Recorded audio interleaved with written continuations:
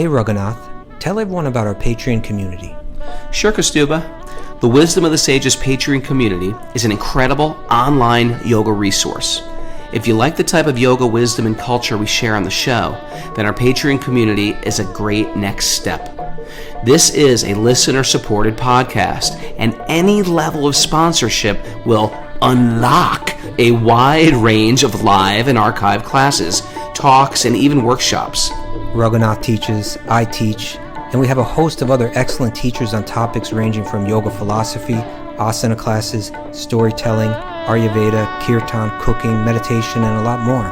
We even have an incredible online Bhakti 12-step recovery group. So if you want to check it out, go to patreon.com/wisdom of the sages. All right, let's get it on. Om Namo Bhagavate Vasudevaya. Om Namo Bhagavate Vasudevaya. Om Namo Bhagavate Vasudevaya.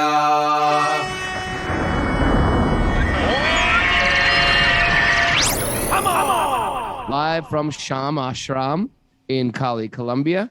This is Wisdom of the Sages, a daily yoga podcast. I'm your host, Raghunath, and here with co-host and senior educator at the Bhakti Center in New York, Kaustubha Das. Welcome to the show, everybody. Welcome to Colombia. We are here staying in an ashram. What do you think about staying in an ashram, Mara? I love it. Love it. Everybody needs to stay in an ashram for at least a week, you know? Live simple, good people, trying to be on their A game, eating simple, healthy, delicious food, waking up early, going to bed early. How are you, Kaustubha? Doing good, Raghu. Good to be here with you.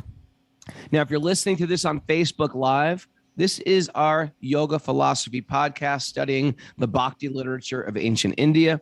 We do this every day, even when we travel. Sometimes we have to miss a day due to travel things, but whatever. We do it every day. And so you can join us here on, actually, we don't do it every day on Zoom. So you have to go to wherever you get Facebook. Let me try that again. You got to go to wherever you get podcasts, Apple Podcasts, Spotify, Stitcher, YouTube, and just search for Wisdom of the Sages. And we're going through a massive, massive book, the Srimad Bhagavatam. My old band wrote a song about it, Message of the Bhagavat. That's what this is. This is the Bhagavatam. This is the book Bhagavatam. And those who hear and apply the Bhagavatam to their life, they become the person Bhagavat. There's the book Bhagavat and the person Bhagavat. So we are humbly attempting to try to apply knowledge to our life. If we just hear knowledge and we don't apply it, doesn't work. Right? We used this analogy yesterday. If I read all the books on snowboarding, watch all the YouTube videos on how to snowboard, but I never snowboard, not going to work. We got to take in knowledge and then apply knowledge, and then it becomes realized knowledge, or what we say in the West, wisdom. So good morning, Kaustubha. This is a special day. It's questions and answers day. We do that every Saturday. That's right. Oh, I forgot. You know what? Announcement? What? Yeah. I forgot. I got to announce that tomorrow is interview day, and we have a very, very, very special guest live from South India, Leela Vilasini, one of my favorite storytellers of Krishna Leela. And she leaves Vrindavan just a little bit during the year, and she goes to South India. And so we're going to get her live tomorrow. She's going to tell some great Krishna pastimes in Vrindavan. Not to be missed. She's one of the few people that when I'm around, I just shut up. You know, usually I'm trying to like dominate the conversation. Yeah. Yes, I do, sir. All right. Yes, I do. I zip it up and yes, Leela, tell me, speak more, Leela. And she's a fiery little Vaishnavi. All right. Let's get into some questions, my friend. Any other announcements? Bhakti Recovery Group meeting at 9:30 this morning. All right. You know, what if they want to join that recovery group? How can they do that? So this is a Bhakti-oriented 12-step program where instead of just saying my higher power, we say, sweet baby Krishna. What do you think of that? How do you get in that, Mara? You can email bhaktirecoverygroup@gmail.com for the list of all their meetings. I think they have about 10 meetings every week. It's pretty good. These are lifelines for some of us. So if you're interested, please check them out. Really appreciate all the people running that and working and working it. It works if you work it. Okay, let's dive into this, Prabhu. So I got a question for you. Actually, it's two questions, but they have a similar questions. Okay. Two questions that are similar questions. Yes. All right.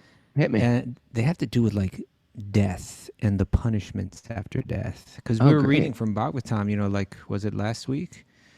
You remember all those chapters? Maybe it was a week before the movements of the it was a pretty gruesome part of the Bhagavad-gita. We talked about life after death and what happens, and the punishment. All the stuff you sort of grew up with in Catholicism, but not the same. Different. It's slightly different. We go into great detail about the torture. What you can go through. So here we go. First one is from Ashley Rodriguez, our old friend, right? The Texas. And and just for people out there, because we've spoken about Ashley quite a bit, because her husband was in that horrible motorcycle accident, and spent so much time in the hospital, and didn't know if he's going to live or not. But he's back home now, so that's good news. You're kidding? Yeah, you didn't know that? How did I not know that? Yeah, he's been back home. You know that? No, I didn't. Mara didn't know it. He's back. It's so fun on this podcast because we're following the lives, not just our lives and all our drama that we're going through, but all of our listeners. And if you want to join us on Zoom, we have such a nice relationship with a lot of you Zoomers. You can just get the codes from Mara, Wisdom of the Sages 108@gmail.com. So go on, Prabhu. So anyway, we're very happy for you, Ashley. And so here's Ashley's question. This week we covered the suffering that we endure after death. I wonder if this still applies in Kali Yuga, in this day and age, right? This particular dark age, when connecting to Krishna is made so simple by chanting the Maha Mantra.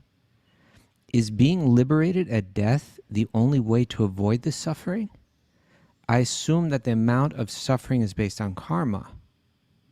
And then there's a side note. So the first question was like, we read in Bhagavatam about what people may go through due to bad karma.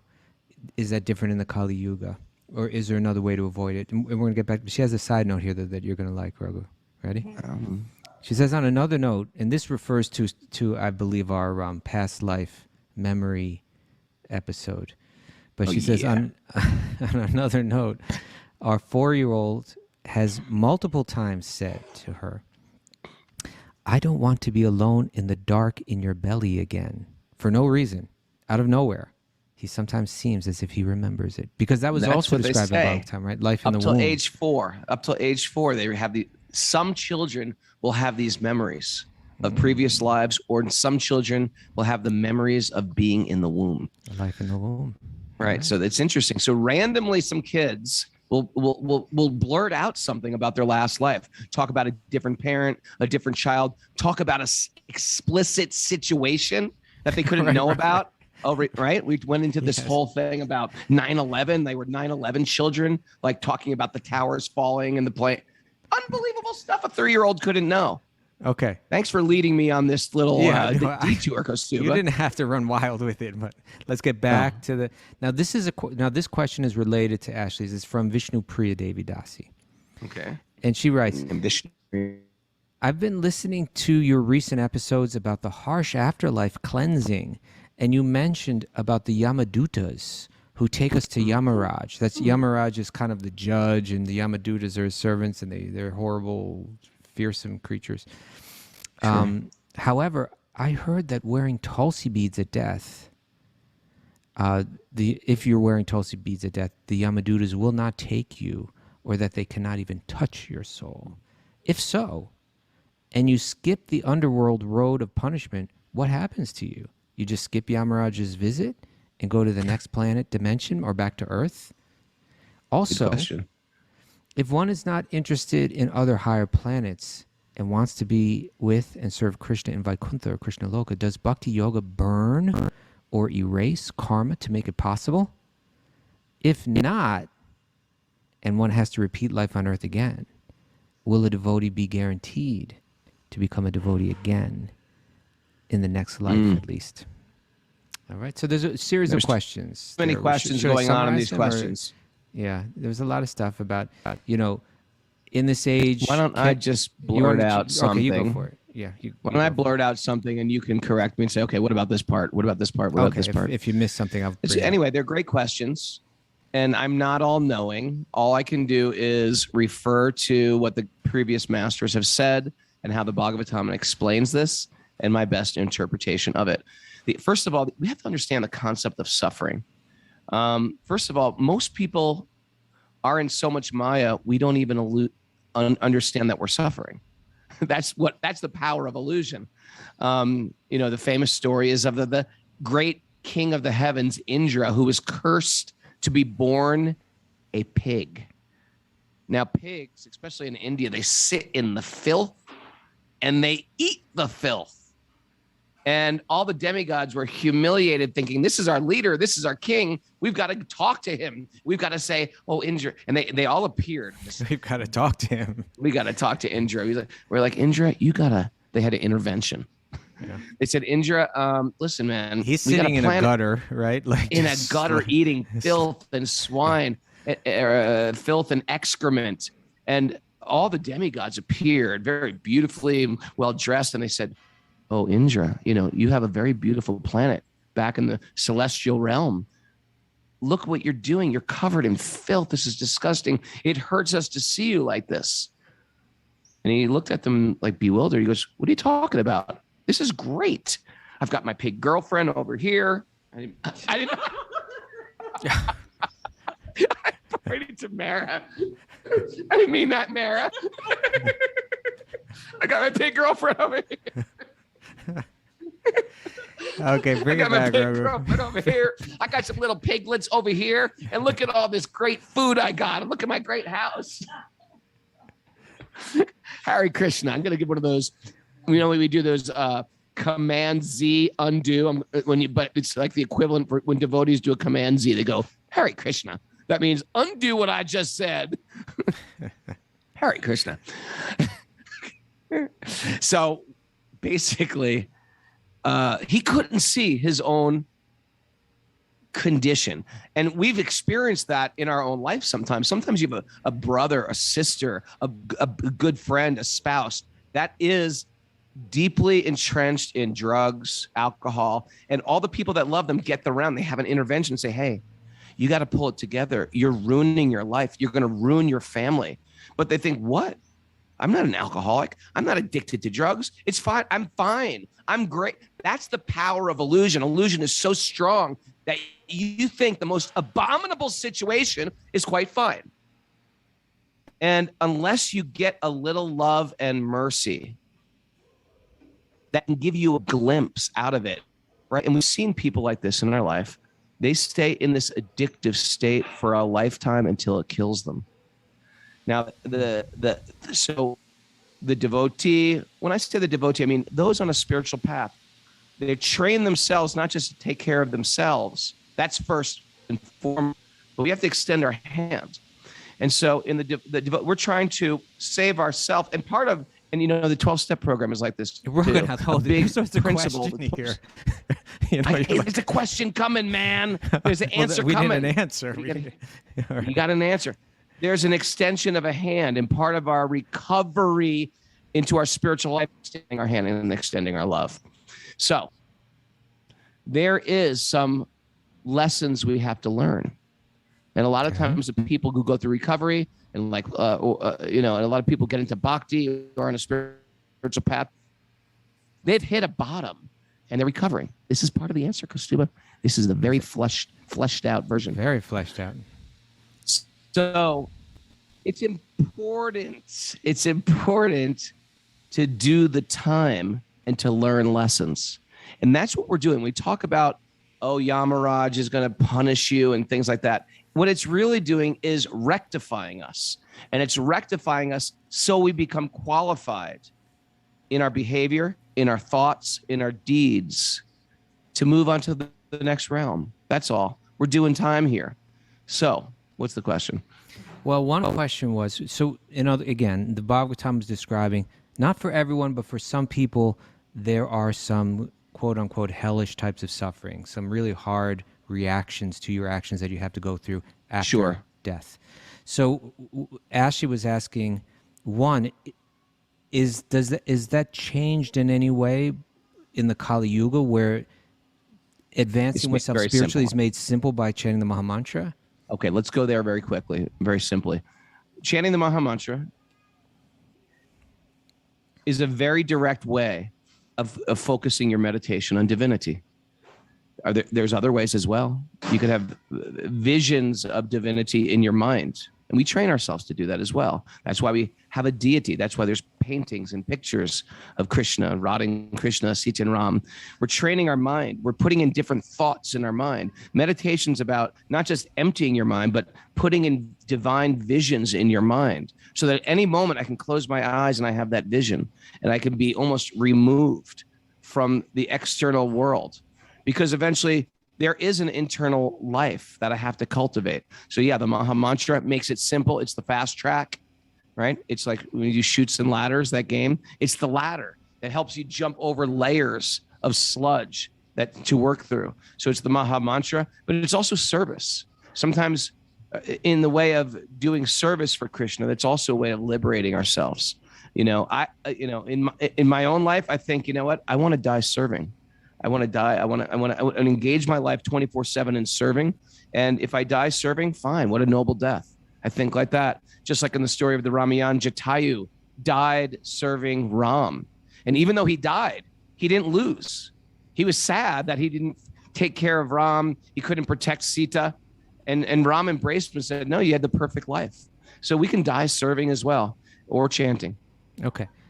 Now, related to that, and you kind of started to answer it, is being liberated at death the only way to avoid this suffering? In other words, is it hell or liberation and nothing in between?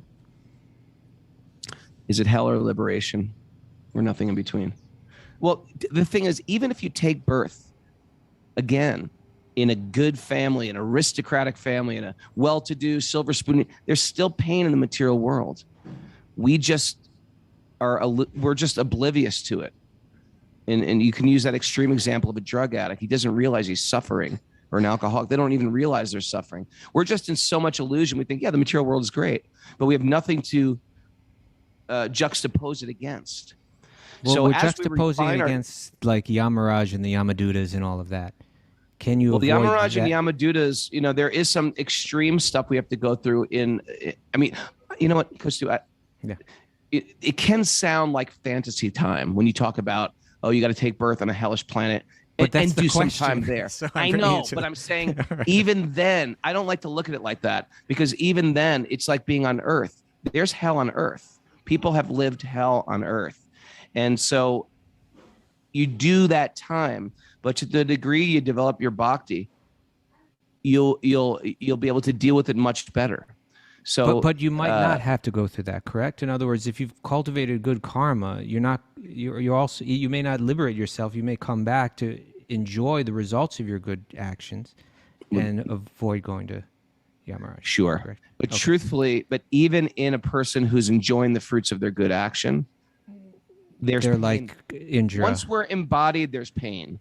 And we know people who have everything and they still suffer. Right. Okay. So I'm just saying, once we're embodied, so we're not trying to find good karma or the bad karma. We're trying to be transcendentalists. Okay. Which means, Thank you. How's that? Yeah. Now that was only Ashley's. Now we still have these. Let's stay real focused on these questions here. So now we're getting to Vishnu Priya, and she asks that she's heard that if you were Tulsi beads of death, that the Yamadutas don't come for you. And so now this is her question. If so, and you skip the underworld and all of that kind of those reactions that you're meant to learn from and improve from. Sure. Well, if you skip that, then what happens to you? Because you're wearing the Tulsi beads. Sure. There's so many things in this, in this tradition that assist us on our journey. Keeping Tulsi close to you, right?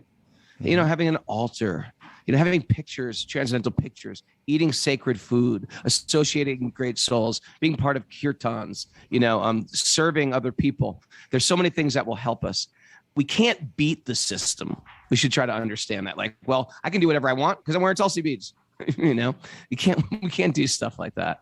So there's things that are going to help us.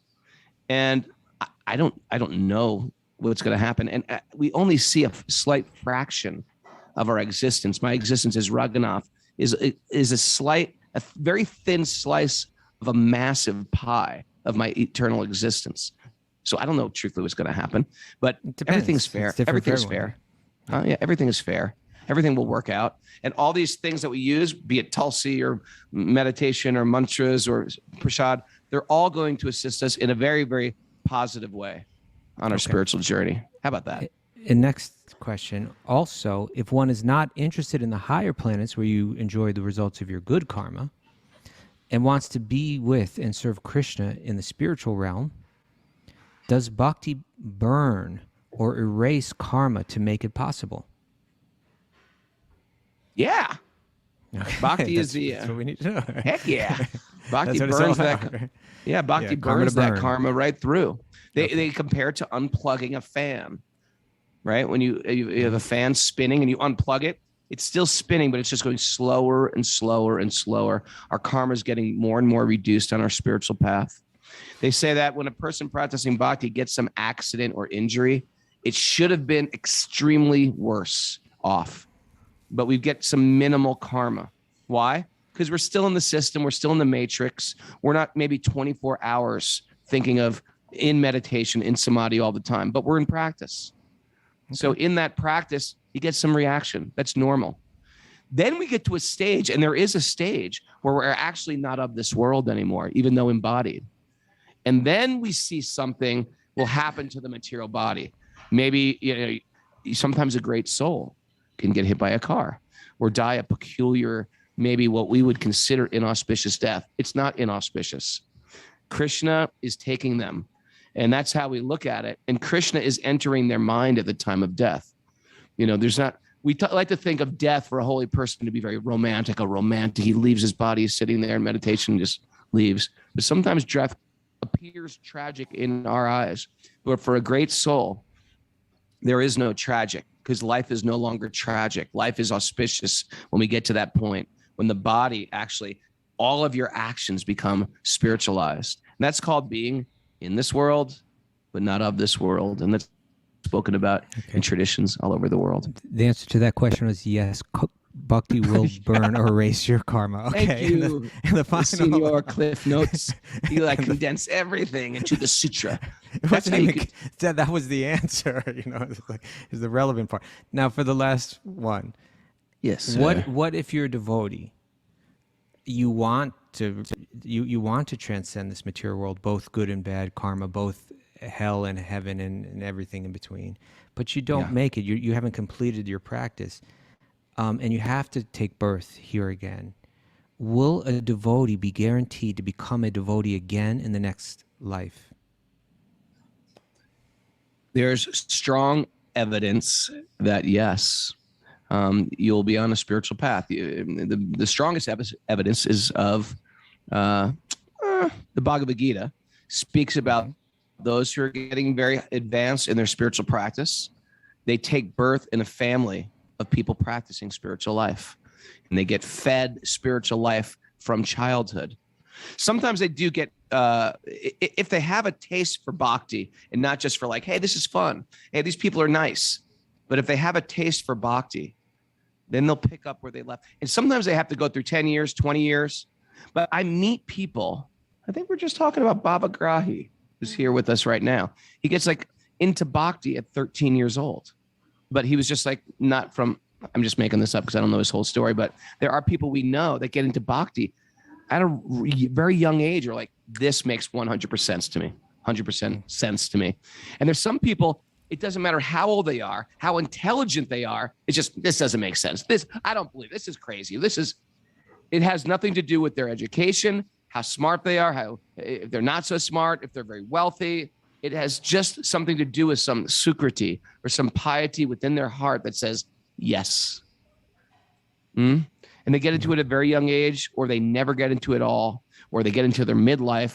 The real important thing is, let's just get into it. Let's get into our spiritual life. So yeah, they will most likely meet, but it might take some time. And then there's a magic time, and maybe some people out there has experienced it. They meet some devotee, and all of a sudden, their whole world changes. Now I see the world with a different set of lenses. And it could have happened when they're like 35 or 45 or 55, but they needed those life lessons perhaps first, and then boom, everything clicks in. And then we've seen them get very focused very quick. And you mentioned the Bhagavad-gita where Krishna speaks about this. In the 6th chapter, text 42 and 43, even 41, it mentions that a person, if they're practicing spiritual life, they may come back and be born in a very auspicious kind of like material situation. It also says in text 42, or if unsuccessful after a long practice of yoga, or let's say a practice of Bhakti-yoga, they take birth in a family of transcendentalists who are surely great in wisdom. Certainly such a birth is rare in this world. On taking such a birth, they revive their divine consciousness of their previous life, and they again try to make further progress in order to achieve complete success. It was sort of a trick question, because there's a lot of people get really into Vedic study. I say a very general world of Vedic study, but there's still this give and take. I call it the metaphysical bargaining with the demigods, like metaphysical Amazon Prime, where you want something. I know in Catholicism, I grew up praying for stuff. So if we approach our spiritual path with, I want something for me, what happens is in a short practice, and then you die, you pick up, but you get a very high level of material facility, like good karma. So in Bhakti, we cut that right out from the very beginning. We say it's about devotion. It's about serving Krishna. So even someone very new to Bhakti can really explain what is the goal of the yoga system, because we teach the essence to people who are brand new. So people who are into Bhakti, I'm convinced they will get into that spiritual path. They will take that higher birth in a family or friends that can just click into a spiritual path from the get-go. All right. There you go. Thank you, Raghu. That's my humble opinion. I'm sorry I'm so long-winded, man. I'm sorry about that. I'd like it when you're long-winded. I just want to make sure the people's questions are answered. That's all. Okay, that makes sense. Okay, Kaustubha, I got one for you from Pamela via email. BTW, if you want to send in a question, just email Mara you might remember Mara from the last question, right? Wisdom of the Sages 108@gmail.com. So this is from, and she compiles a list. Hare Krishna. I am a very new listener. I have a lot of questions, but this one is sticking with me. Okay. Forgive me if it sounds ridiculous. Who's this from? It's from Pamela via email. Okay. I am trying to understand how karma can be thought of as individualistic. Okay. I think I understand the idea as you've described previously, and I see our lives so intertwined. How does our karma affect those around us? And is our situation actually our own karmic making or the result of someone else's, right? Can you get the karma of a country, right? Mm-hmm. Mm-hmm. A simplistic example might be that Bob breaks the law in some way. Bob goes to prison for 5 years. Seems like it's related to Bob's karma, but Bob's mother has 5 years of terrible grief over her son being in prison. Is that her karma? How can we think of karma in an individual way when we are so interrelated and affected by the effects of karma? Great question here. I send you all my deepest thanks. In a way, I stumbled upon you without meaning to. Oh, I call them, Kaustubha, I call them stumblers. Stumblers. Yeah, stumblers are people. We got others. We got Zoomers. We got other Zoomers, Californians, Texas Zoomers, live.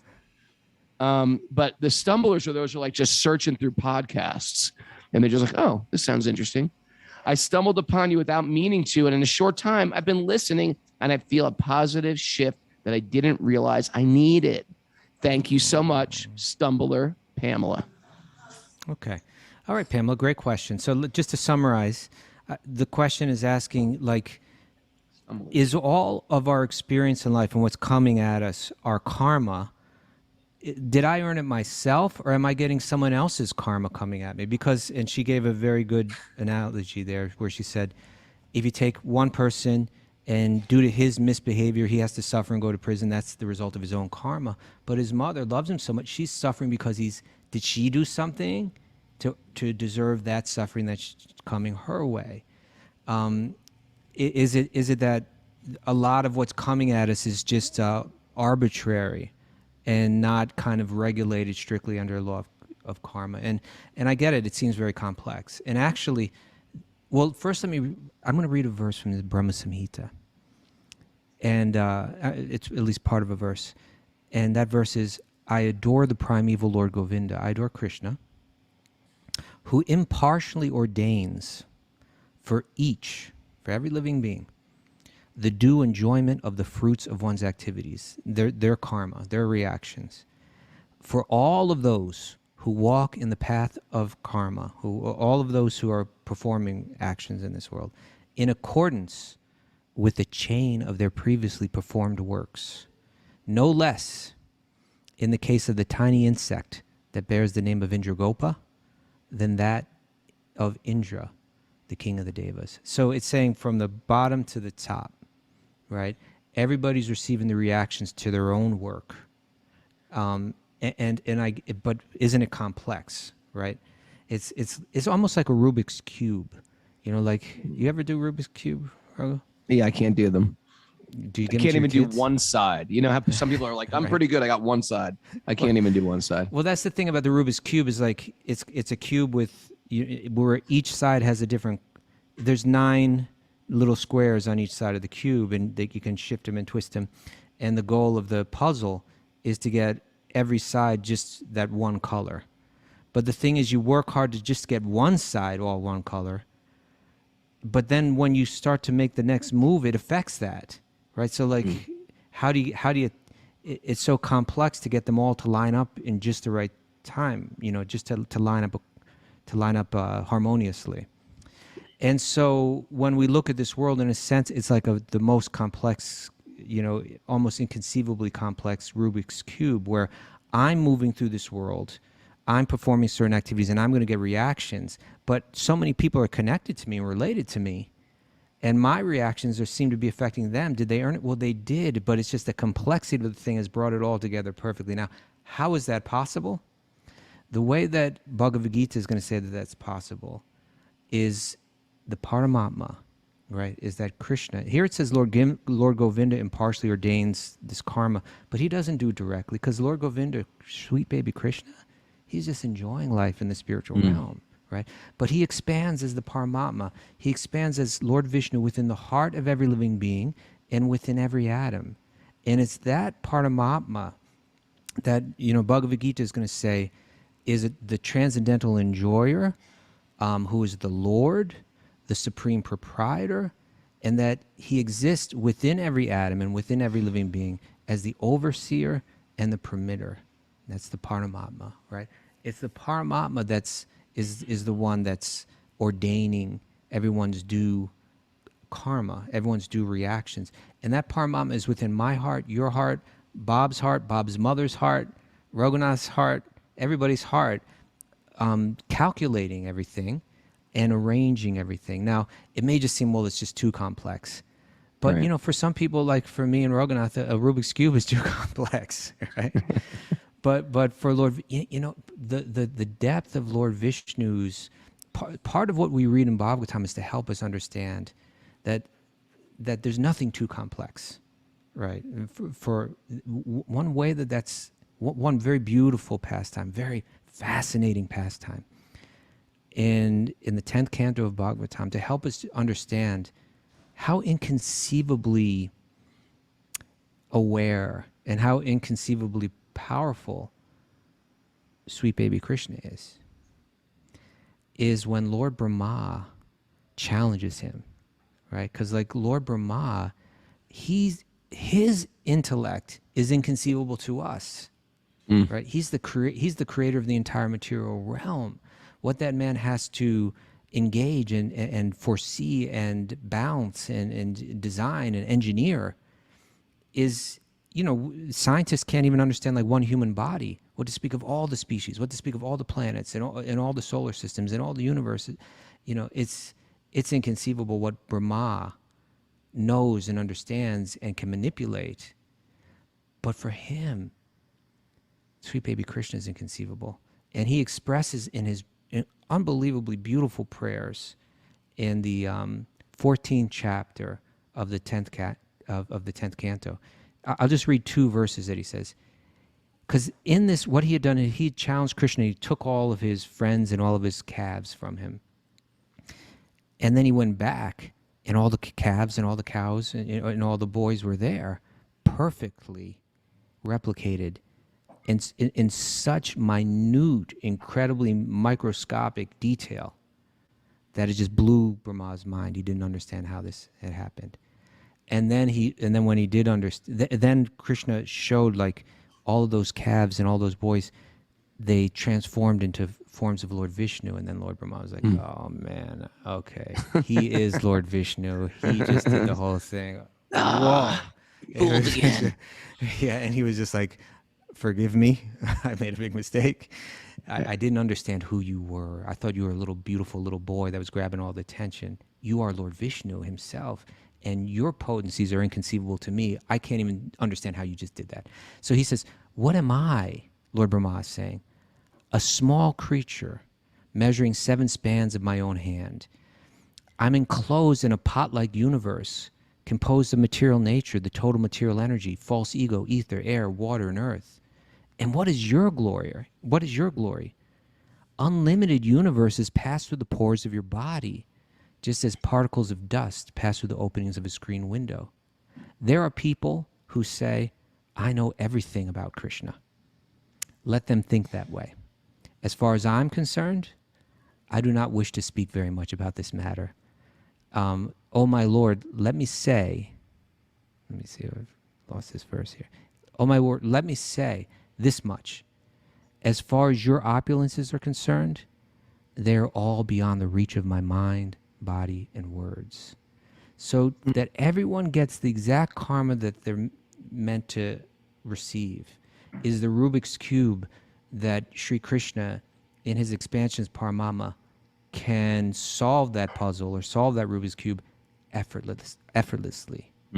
His intellect, his power, his omnipotence, his all-knowing, what do they call it? Omniscience, is inconceivable to us.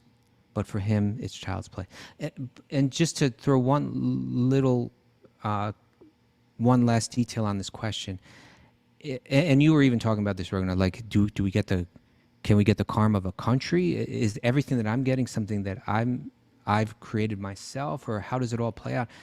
Just consider this one thing, like take COVID, for example, right? Now, what is COVID? I was thinking of the same thing. Well, a lot of people have been thinking about it lately. But yeah, it's a great example, right? Because COVID is something, in one sense,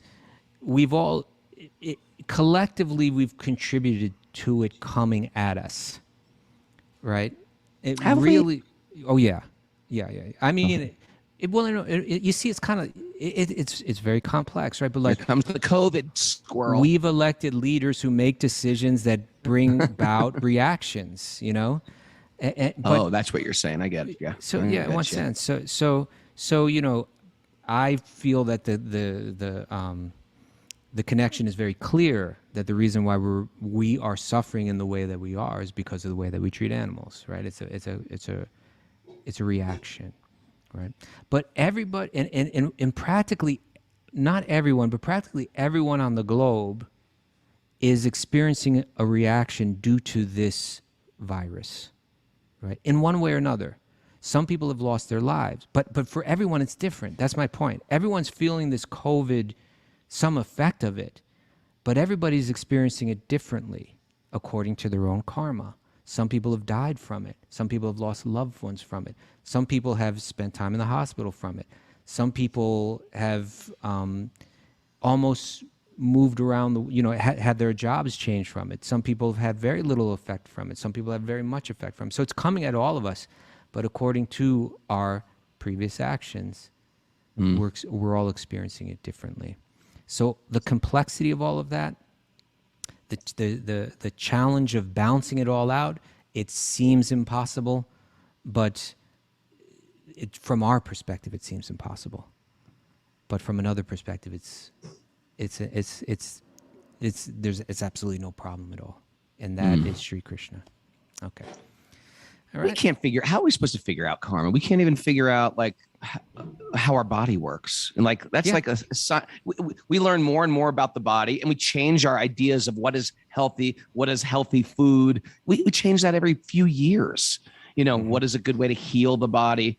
If you go into natural medicine, cure. There's always the latest cure, latest diet, latest this or that. And then you hear things like Ayurvedic medicine. Oh, you shouldn't eat yogurt in the winter, stuff like that. And it's sort of like, we don't even understand what actions and reactions happen within the body, what to speak of the bigger body of the universe or of the globe. That's the point. That's why Bhagavatam is going to show us the example of Brahma, who says, what am I? I'm just a small creature. Brahma's saying that. And that's where we say it's inconceivable. Well, it's absolutely inconceivable. We want an answer to everything. And the problem is we don't even have the brain to understand it. The fly can't, the fly or the frog that was born in a deep well and can never get out of that well will never be able to understand the outside world. Why? It's beyond his realm of vision. He will never go there. He will live in that well his entire life. He can't understand Africa. Yeah. He can't understand India. Apricots. You said apricots? He can't understand apricots unless someone throws an apricot in that well. Or if someone comes into his well and tells him about apricots, it's inconceivable to him what an apricot is. But if he hears from the right person, he can understand. So it's inconceivable doesn't mean that it can't be understood, but you just have to hear, right? And so it's like that. How he does it, it's beyond us. We can't conceive it, but we can understand that he does it. He does. All right, you ready? I got another question. What happened, Raghu? Okay. So this is coming from... You're freezing up or I'm freezing up. Has everybody got their cameras turned off on Zoom? Yep. Here you go, Raghu. You ready? Can you hear me? Yeah. Okay. This is coming from Chinmay, who is an other from Brisbane. Is that how you say it? How do they say it over there? Brisbane? Brisbane. From Brisbane, Australia. Can you hear me, Raghu? Yeah. Okay. So then here comes the question. No. Well, then why don't you read the question yourself? Yeah. Is that Facebook Live? Yeah. Help. Raghunath, do you want to read the question yourself?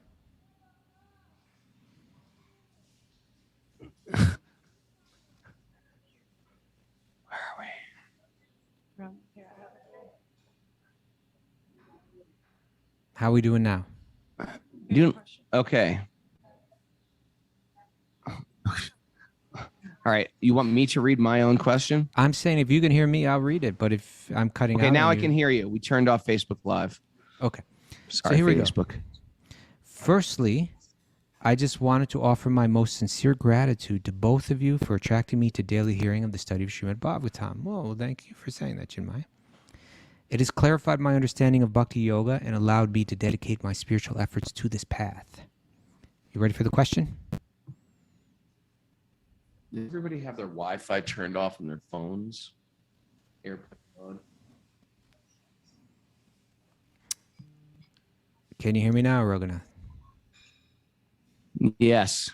Okay. Here comes the question. I hear you. Here comes the question. When I was when I was 20, everybody's putting their phone on airplane mode. Okay. Shall I proceed? Please do, sir. When I was 20, about 10 years ago, I received initiation into the mantra Shri Ram, Jai Ram, Jai Jai Ram. I chant this daily on japa beads and have for the most part of my life pictured Ram as my Ishta Devata. Ishta Devata means the particular form of God that I have chosen to worship.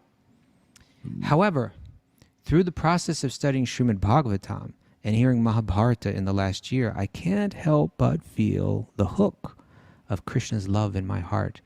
I have two questions with regard to this. Question number one. What do some of the scriptures say about the mantra Shri Ram Jai Ram Jai Jai Ram as compared to the Maha Mantra, which is the Hare Krishna mantra? I still love singing Maha Mantra when listening to songs such as Divine Maha Mantra by Genevieve Harrison, but choose to continue chanting Shri Ram Jai Ram Jai Jai Ram on my japa beads. Should we start with just the first question, and then I'll read you the second one? Sure. Next? Okay. So the first question is, what do the scriptures say? What do the scriptures say about this? These mantras are given by gurus, and your guru has to come in a bona fide chain of gurus. And I've heard this mantra in a kirtan. I've never heard it as a mantra to chant on your malas. That doesn't mean it's not an appropriate mantra. Chanting Ram's name is wonderful. But I personally can't talk about its efficacy because I've never heard that. You got to check where your guru is coming from. Because if your guru's just making it up because he heard it in a kirtan, that's one thing. If they're from a bona fide lineage that teaches you Ram Bhakti, that's something else. So I do know the Maha Mantra from our lineage is considered the Maha Mantra, powerful mantra of this age, and the way to attain self-realization. But I'm not going to badmouth other mantras, of course. Don't be badmouthing mantras. And of course, there's people who have Ram as their Ishta. So part of her question was, can I worship? Can I see? What was it about? Is it fine to focus on? Read that next? Read that next. The question number 2 was, is it fine to focus on 2 Ishta Devatas and picture both Ram and or Krishna while chanting Shri Ram Jai Ram Jai Jai Ram? I appreciate your guidance on these questions. The concept of a Ishta is you've made your choice. What is your meditational form of God? And eventually it's sort of like if I say I love women, right? That's reasonable. I'm a boy and I love girls. I get it. But as you start to refine your love, you're going to love one particular person. That's part of refining love. And part of bhakti is to understanding, okay, there's a higher power. I thought I was the center of the universe, but there's a higher power. And then as I dial it up, I start to realize, there's many forms of God, and they're all quite attractive. I love reading the Ramayana. I love reading the Mahabharata. I love hearing the Puranas and all these pastimes of the avatars. But as we dial it up, we start to fall in love with a particular Ishta, and that becomes our main center of focus. Now, of course, higher power, the universe, God, saints and sages from traditions all over the world, we're open to them all because they're all leading us on a path. But we will start to fall in love with one particular manifestation of divinity. That doesn't mean if sweet baby Krishna is my Ishta, I won't celebrate Ram's appearance. It just means my main focus is on the form of Krishna. I'll sing Jai Ram, Shri Ram. I will sing Ram Bhajans. Today I told Ram stories and sang a Ram Bhajan. But my deepest focus in meditation is on Sri Krishna. So that will become more and more revealed. You don't have to worry about that now. It becomes revealed to you over time, your Ishta. I can also chant in front of a picture of Ram. I can chant in front of a picture of Krishna. Both those things are fine. Did that answer that question, Kaustubha? I think so. Yeah, I mean, I would just add to that maybe. Like Shri Ram Jai Ram Jai Jai Ram, certainly it's like a very popular chant, right? I mean, I don't know of any scriptural reference to its source or its origin. I'm not aware. I'm not saying it's Ram's name. Yeah, it's Ram's name. But I've never heard it chanted like that as a mantra, on a japa mala. Well, people may do that. I don't know, it may be straight out of Ramayana. I don't know, But what we do say is this: is that within our lineage, we're all looking at the same texts, and Sri Chaitanya, who is really like the Yuga avatar, the avatar that appears for the Kali Yuga and gives the Dharma for the Kali Yuga, what he presented was to chant the Hare Krishna Maha Mantra. He quoted from, what is it, is it the Brihad Naradiya Purana, which mentions that in this age, the Maha Mantra is the most effective path for developing. And there's an incredible theology behind the Maha Mantra and all that it embodies. So we chant the Maha Mantra, on that. But I like what you're saying, Raghunath, is when we, as worshipers of Krishna, when we think of Ram, we think that's Krishna, right? It's not like we turn away from Ram. It's like that's Krishna presenting part of his person in that form, right? That's when we see Lord Vishnu. That's Krishna exposing part of himself, but sweet baby Krishna is him exposing all of himself, and ultimately God in this vulnerable form, in this very sweet form, Bhakta-vatsal, where he falls in love with us. He's adorable. He's got these qualities that we don't see, even in Lord Ram. Even Lord Ram. Anyway, I don't know if that was a good answer, but I think it was. We tried. Yeah. Okay. Are you ready for another one? Yeah. This is from Kaylee Dasi. Kaylee. From Brajabhumi. Wow. From Brajabhumi. This is Kaylee Dasi here, and I am in Brajabhumi, and that's Vrindavan, unless there's another Brajabhumi, and celebrating a little over a year of watching the podcast. Wow. Oh, that's Thank good you, news. Kaylee. I wonder if Brajabhumi's a place, like a temple somewhere, or maybe that's her home, and she just calls it Brajabhumi. I get the impression she's writing from the Vrindavan area. Oh, okay. Yeah. Maybe yes. I think she does live in Vrindavan. Okay. My question is about the differentiation of the demigods and the devotees.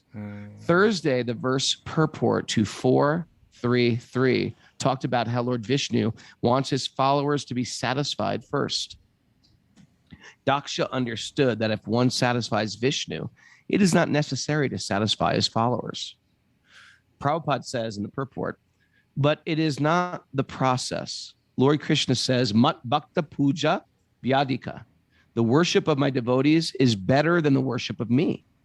And he says that Lord Brahma and Lord Shiva and other demigods are all obedient servants of Lord Vishnu. So here's the question.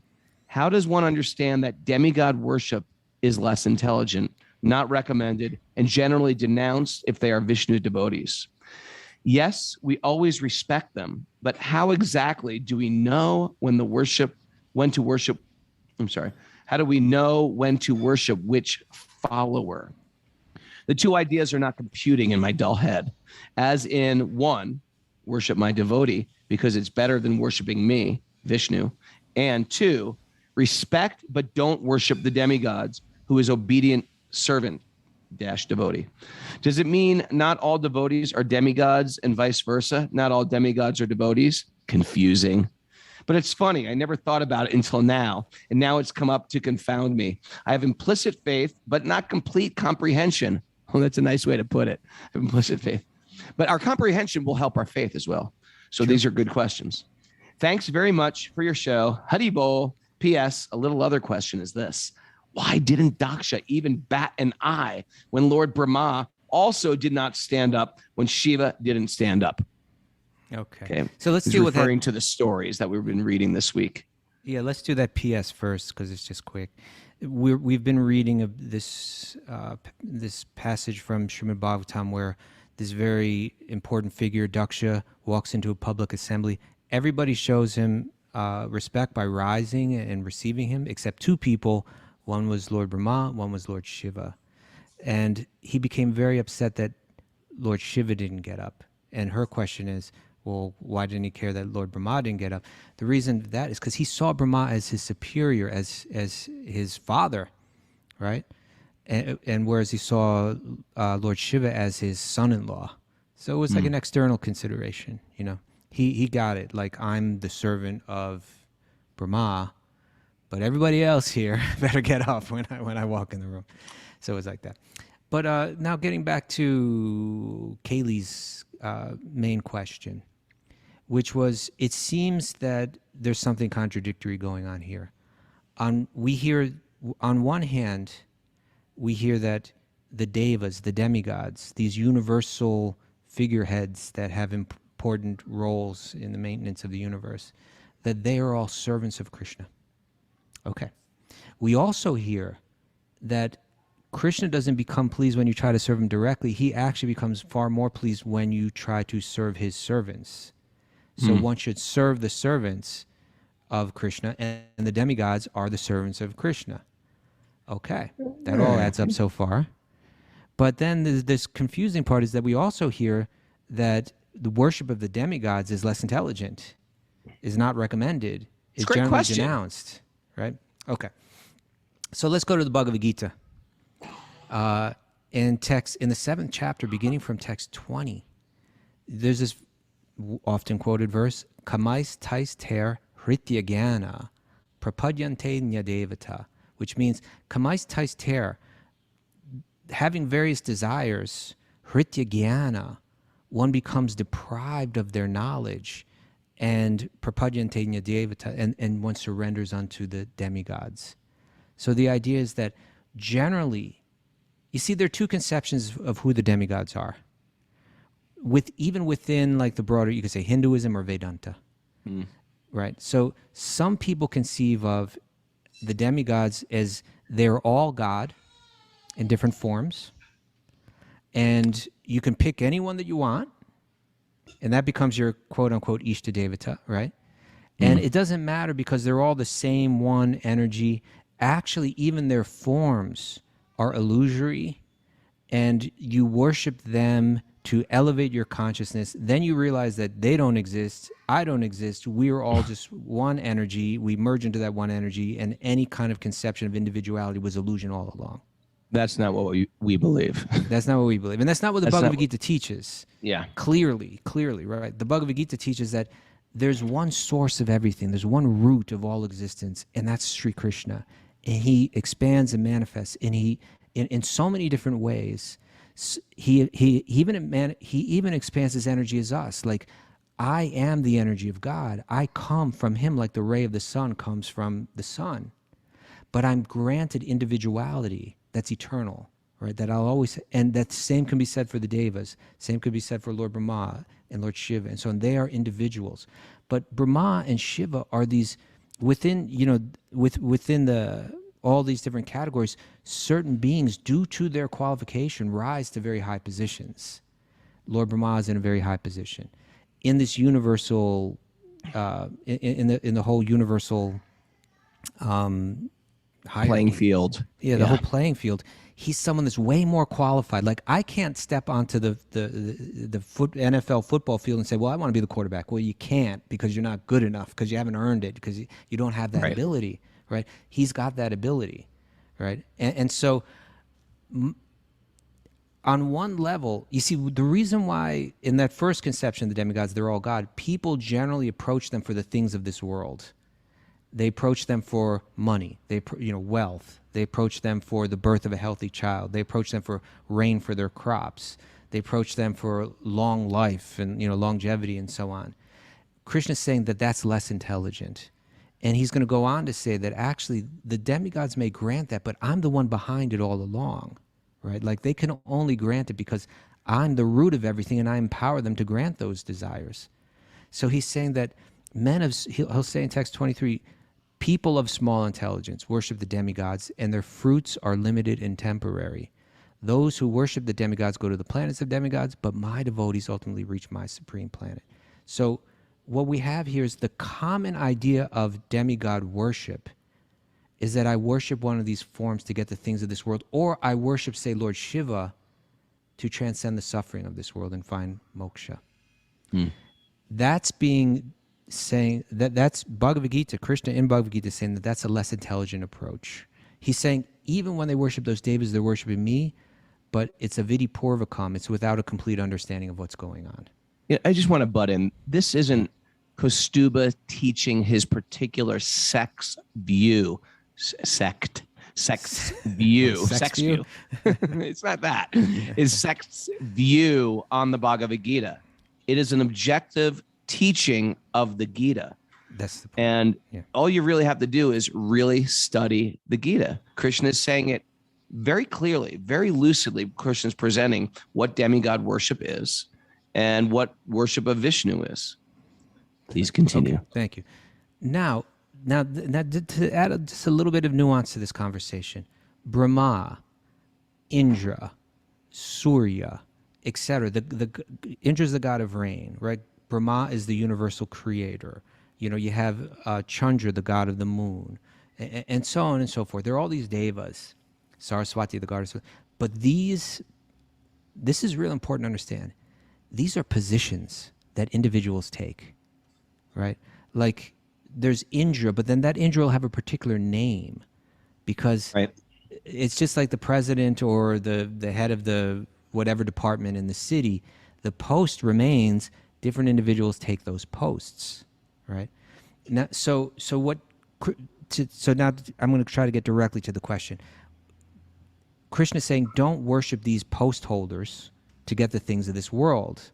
People do that all the time. They're doing it with an incomplete understanding. Now, the fact is that Brahma, in our universe, the particular post holder is a pure devotee of Krishna.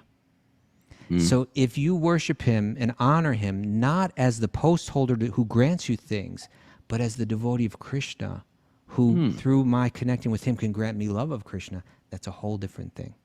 That was a beautifully nuanced explanation, my friend. Thank you. I'm not quite cleared up done with some it. doubts in my mind. Okay. So the Vaishnavas, when we look at the Devas, we don't see what did you call it recently? The Amazon Prime, you know, like metaphysical Amazon Prime. Yeah, metaphysical Amazon Prime. We don't think, oh, I worship them to get the things of this world. And we also don't look at them as they are all God. We look at them as post holders on behalf of God, and we respect them for that role. But at the same time, you know, it's interesting. Like, I'm staying in this house right now, right? I was very graciously granted, you know, a room in this house where the owner isn't here. But his servants are still here, right? They live on the property, and they're taking care of some basic things for me. You know, they drive me back and forth when I need to go here or there. They, you know, if they're providing some basic necessities. I should honor them for that, right? I should be grateful to them for that. You should the worship them like God. Well, that's the point. But I should also understand that it's actually the owner of the house that's making it all possible. I should really be grateful to him. Good analogy, sir. Good analogy. He's paying their. They wouldn't be doing it if he wasn't paying them to do it. Right. So really, you know, I owe something. I owe a debt of. So you don't want to gratitude him. neglect them.